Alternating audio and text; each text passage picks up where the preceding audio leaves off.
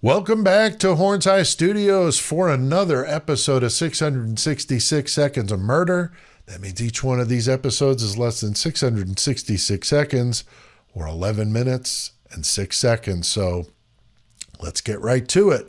But before we do not forget to like this video. Drop a comment below with your ideas and thoughts. It helps the video get out there to more people. And if you're not a subscriber, please consider doing that before you leave today. It helps the channel grow, and I do appreciate that. Now, it's important to remember with this video, this is for informational purposes only. These are just my opinions and speculation. I'm not an expert. I'm just using some good common sense to analyze this case. And I'm not saying anyone is guilty of anything. All of what I discuss is alleged. All right? Now, for this episode, I'd like to discuss a story that was recently in the news that's more about frat violence at the University of Idaho. What in the heck is going on over there? Now, this isn't a video about the Idaho Ford directly, but indirectly, I do feel there's definitely some things that will ring true. So keep on watching. You'll see what I mean. Now, some of you may have heard about this one. It involves the University of Idaho student Timmy Reed, and there was an incident at his home in Moscow where he was having a party on February 10th of this year. Now, Timmy is a senior civil engineering student and a member of the Beta Theta Pi fraternity. Now, allegedly, according to Timmy's attorney, Tim Gresbeck, there was a social event. I guess that's what they call parties nowadays. And more than 40 people showed up who were not invited. And they show up around 10:30 p.m. Timmy thought they were members of the Vandals football team, but what was scary is these guys were wearing masks and showed up with PVC pipes in their hand. That is definitely not a good thing. I mean, these guys were not showing up to make some s'mores and sing by the campfire, okay? So allegedly, things get heated up pretty quickly. Timmy gets sucker punched, knocked backwards, hits his head on the asphalt, pretty nasty lump on the back of his head, split his back of his head open a little bit. He ends up with a broken nose, a black eye, and a concussion from hitting his head. I mean, it could have been a lot worse, but with all those big dudes with pipes, but you know, they could have really done some much more harm than already was done, but certainly not good, okay? Now, it's believed that the football player showed up to get some revenge for an incident that happened a week earlier at a different location. One of the other frat members from Beta Theta Pi got into it with a football player. So typical males with too much testosterone get out of control over some stupid high school nonsense. I mean, seriously, guys. The Moscow PD says they're looking into that incident as well. We'll see about that.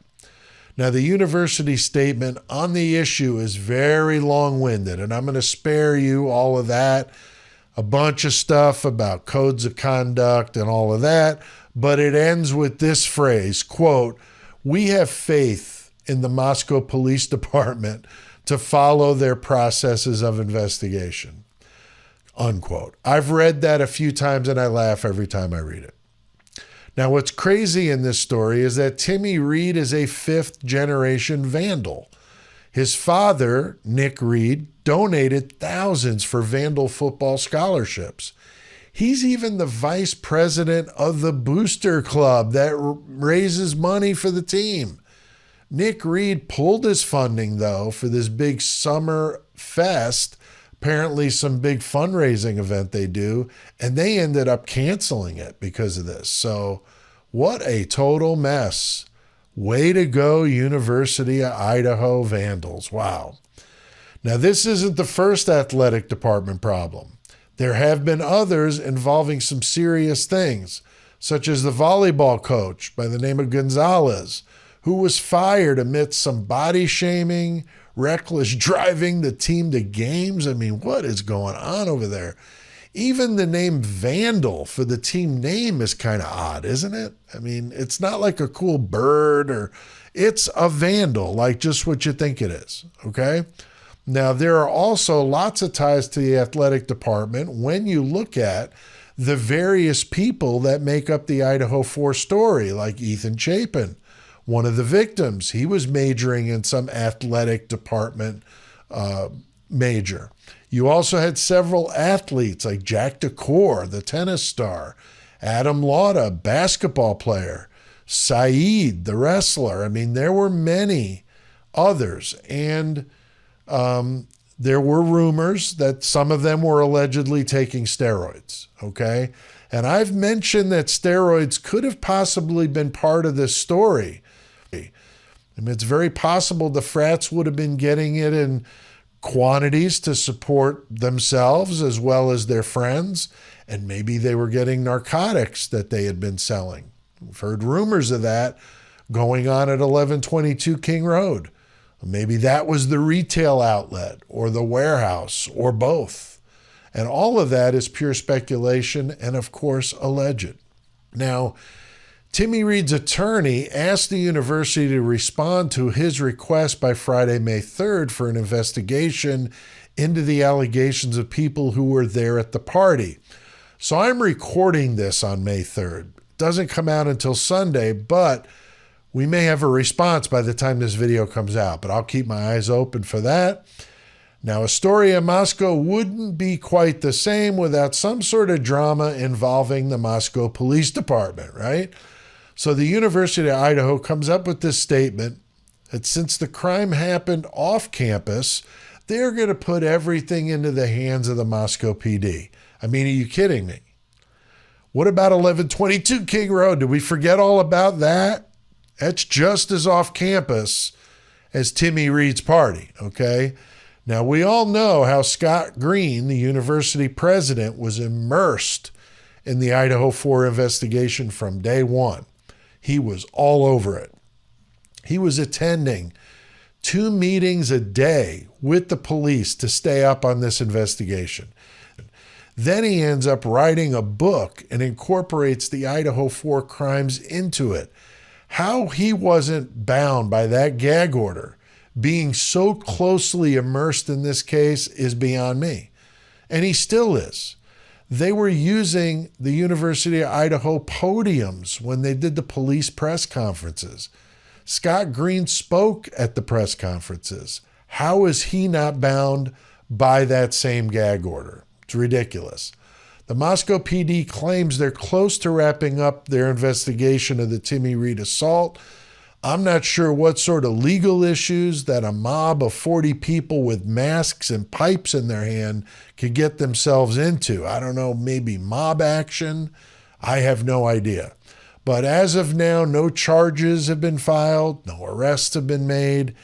And if the football players are in fraternities, then it's very possible not a whole lot's going to happen. Now, we seem to notice that in other incidents around the university. In addition, I'm sure that football players are probably among the protected class at any university. Now, Timmy Reed's lawyer expressed his concern about the issue not being resolved and more violence happening because of it. The athletic director, Terry Golick, declined to comment on what was going on his end.